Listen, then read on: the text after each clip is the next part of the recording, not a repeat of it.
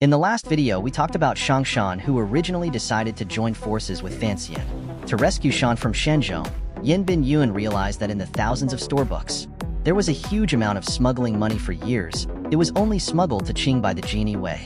Fan wants to find out who the smuggler is. With the help of a dangerous informant, Shenzhou got the news of the rescue in advance. Not only did he send his men to take away Tiger and the others, he also asked Wolf Escape and River Rotor to save their lives.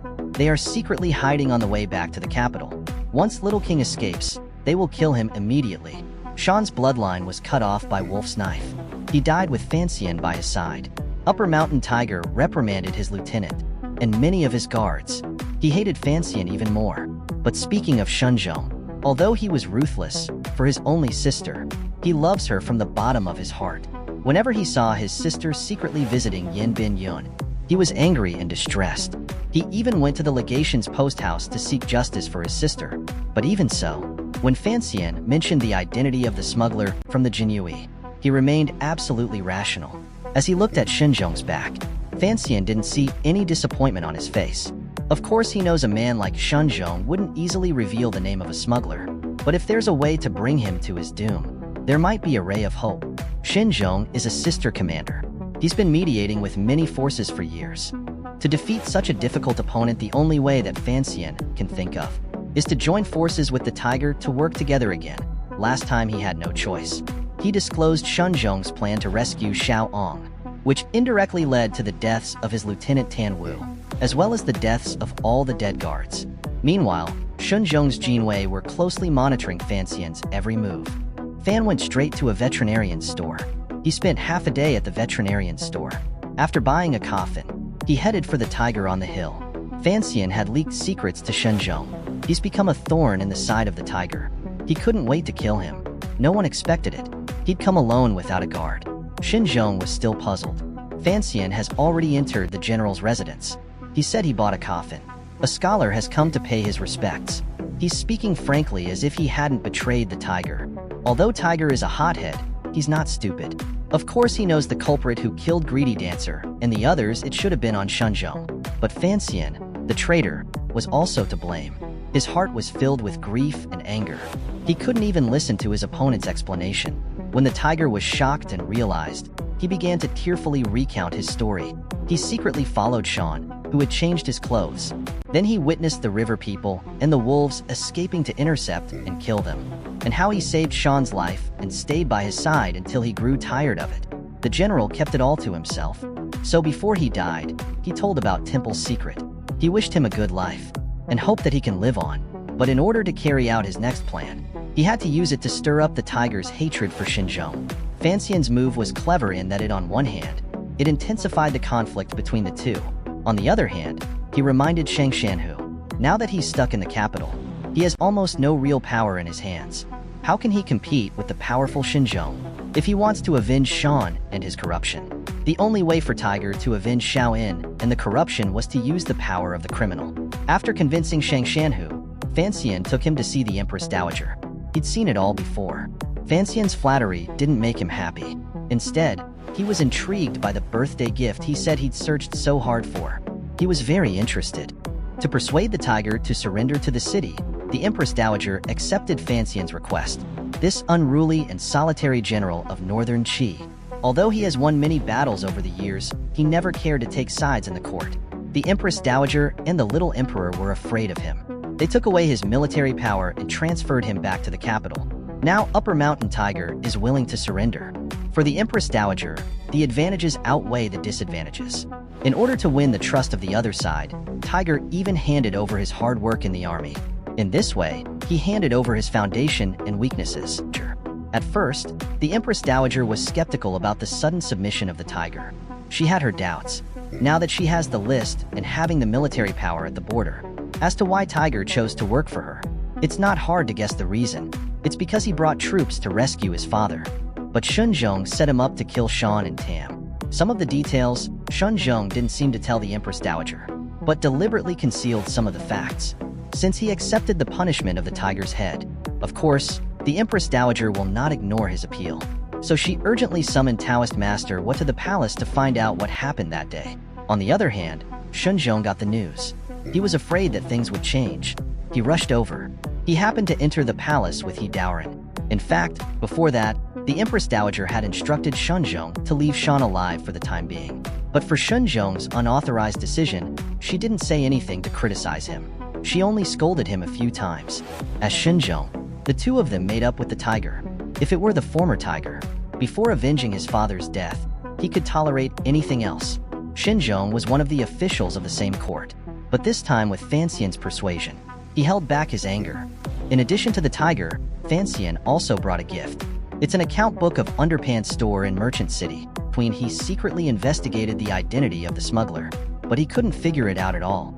So he opened up in front of the Empress Dowager. He said that this unseemly business can be done in the open. It's just that the person in charge of this matter was changed to himself. But what he didn't expect was such an important matter as smuggling between the two countries. The Empress Dowager knew nothing about it. Shenzhong seemed to have anticipated this move, so he explained that over the years, the Imperial assassins have not profited from it. He just pushed the boat out. He's letting the smuggling money flow into Qing. Once Southern Qing is in turmoil, Qi Nation will have a chance to take advantage of the situation. Shenzhong's words seem to have convinced the Empress Dowager. But it doesn't matter to Fanxian. The profits from smuggling between the two countries are huge. Almost everyone in Northern Qi has something to gain. Even the Empress Dowager won't be tempted. From the Northern Qi's point of view, Shenzhong's words are clear. If the deal goes through, that's all that matters. If the Southern Qing dynasty is in turmoil as a result, North and West will have the upper hand.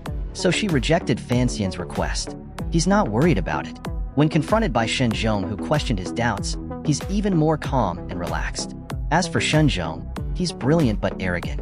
It's not that you can't see the Empress Dowager deliberately forgave Shenzhong in front of him. She took it upon herself to put on a show of harmony between ruler and subject.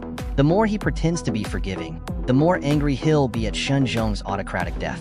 Once the seed of suspicion is planted, it's only a matter of time before it explodes. The Empress Dowager was already jealous of Shenzhong's defiance. She was afraid of him. She's been obedient to him before. It's only because the Queen Dowager's most powerful men, he and his Jinyui, are the only ones who can help her.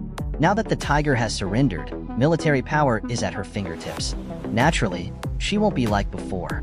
The headstrong and self-opinionated Jinyui commander in the letter, even if he doesn't move on the surface, in his heart, he must have become disgusted. But this alone is not enough to defeat Shenzhong.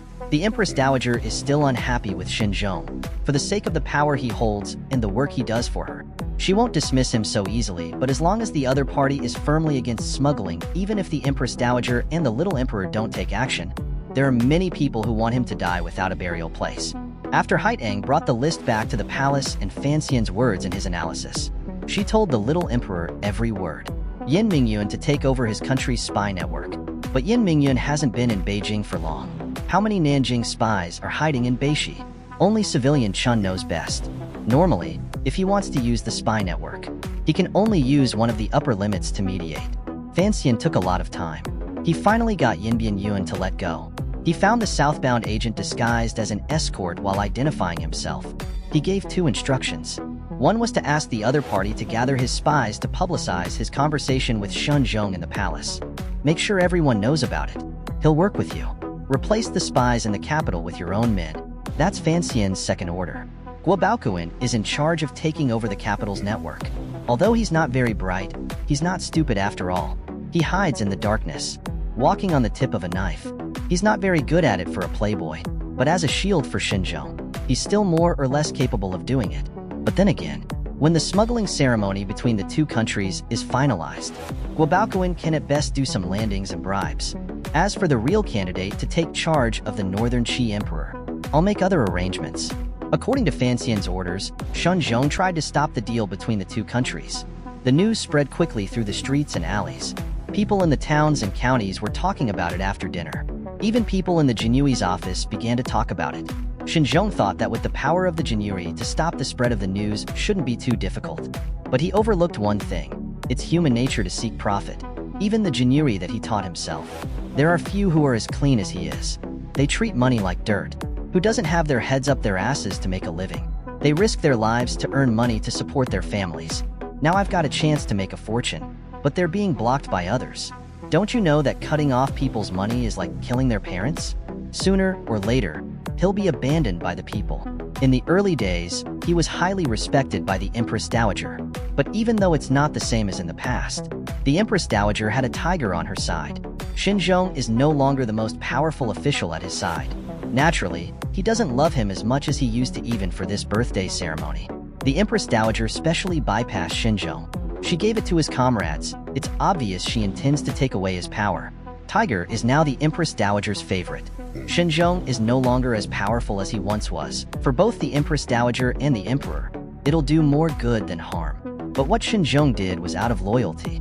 He doesn't have a personal agenda. What's loyalty got to do with it? How many loyal officials have died over the ages?